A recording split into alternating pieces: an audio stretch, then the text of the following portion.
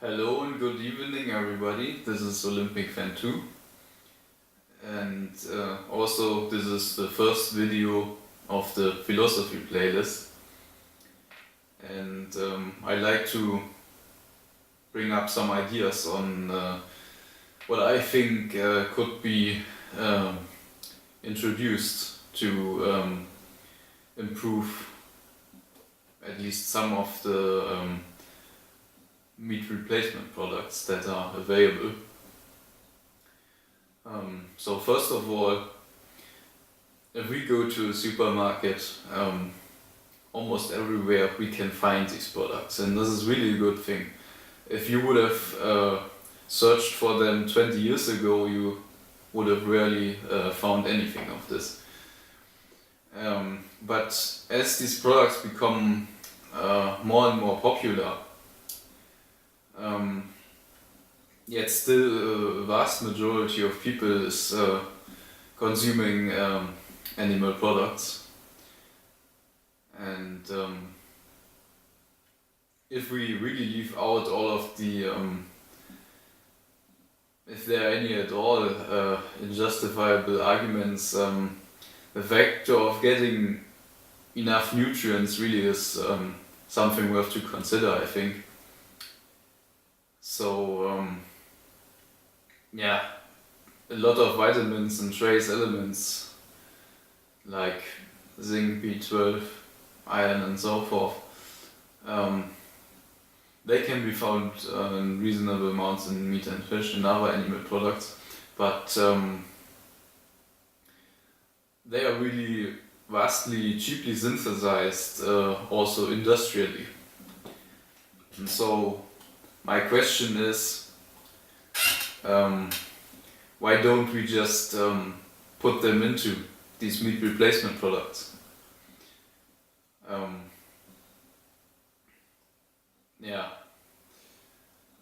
Because most of them really are only imitating the taste of meat.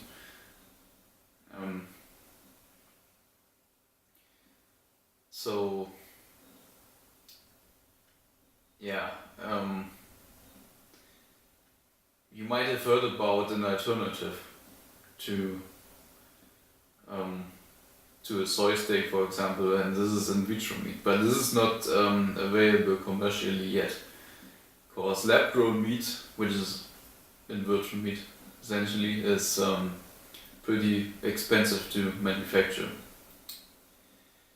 But the good thing is that there's also some progress in this industry, and I think that it is just a question of time when these products can become useful, because their consistency really is almost identical to the real deal.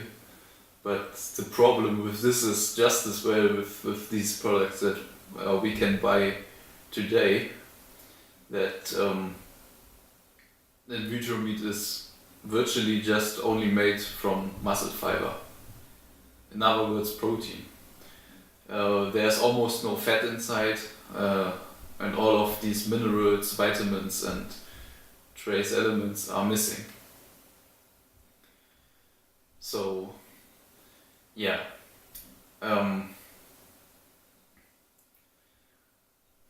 what can we do to improve all of this? Well, I know that it might not be necessary, and simply because we can get all of these nutrients that I just mentioned through a well-balanced vegetarian diet, just as well. But for those who are still a little bit worried and who do not really have the time to take care of eating well balanced and do not really want to go out and buy a lot of supplements, especially pregnant women and small children, all of these groups of people who are still a little bit worried, they can benefit from getting tuned meat replacement products, I think. So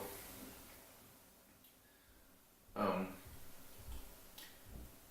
let's take a look at what I found is really worth to mention. What is contained in a 100 gram sample of beef steak. So we have 22 grams of protein, which is about 1/4 of what you should consume every day. Then we've got 15 grams of fat, and fat is really not something that is bad. Otherwise I wouldn't have mentioned it. There are essential fatty acids, omega 3s and 6s, and we have to take them daily. Because without them we wouldn't be able to survive. But the problem with this is that the fat that is contained inside the steak is almost half of it is saturated fat, and we do not want that, because saturated fat is going to clog up the arteries and is causing all sorts of heart disease problems and so on. But I get to that later. But then we have one thing that is also worth to mention, and this is creatine. We have about 0.5 grams per 100 grams of beef steak. And creatine is, creatine is produced by your body. But as some research has shown, some additional creatine really can improve your performance and also your cognitive function, because creatine is stored in your muscles, and the creatine can accept a phosphate group, and what is formed is creatine phosphate. So the creatine phosphate that is formed can donate this phosphate group to an ADP molecule. And as we all know, ADP and ATP are playing a major role in our energy system. So as this ADP becomes phosphorylated, we get ADP, and this is a very energetic molecule. And next we have vitamin B3. I don't really think that this is too important, but this is contained in comparison to the other vitamins in a pretty good amount, about 26%. Then we have vitamin B12, this is the most important one. And if you're a vegan, you're probably supplementing it as well, because this is really the only thing that can only be found in animal products. We have about 4 micrograms of vitamin B12 per 100 grams of beef steak. 4 grams is about, this is what you should, this is about your daily intake, the required daily intake. It's about 3 micrograms to 4 micrograms. Then we've got iron, about 3 milligrams, and you should take about 20 milligrams every day. And then we've got zinc, 4 milligrams is contained inside, and 10 milligrams is the required amount. So my advice would be really to include about 20 grams per 100 grams of proteins inside the meat replacement product. Fat about 5 grams per 100 grams, but in this case we avoid all of the saturated fat. We can replace it with omega 3s and 6s, the really good ones, and 9s, which is found in olive oil, for example. Then we can also add creatine, about 1 gram per 100 grams, vitamin B12, 5 micrograms, iron, 10 milligrams.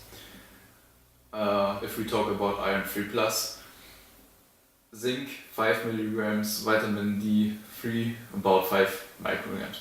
And that would be really all that you would get from eating meat and fish products. And really what the other essential nutrients, vitamins and so on, they can be found in plant-based products in really large amounts, so I did not include them here. So let's think about that for a while. Wouldn't that be a great thing if we really could convince the rest of the society who still really do not want to become vegetarian because they might worry about some of these ingredients or for whatever reason. And let's think even further. Let's go 20 years ahead, and let's say that there's in vitro meat which is already sold, and in which all of these nutrients are included. That would be almost identical, really, to the real stuff. And if we leave out some of the consistence of the aspects regarding its consistency, I think we are able to replace every bit of sorrow that is out there, and yeah, hopefully we can introduce everything. Because I did not want to go too much into detail with why I believe that we should avoid eating animal products, at least if they are deriving from factory farming. And yeah, so that's really basically everything that I wanted to say in this video. There we have it. Please feel free to comment this video if you like to, if you have any questions, anything to add. And as always, thanks for watching.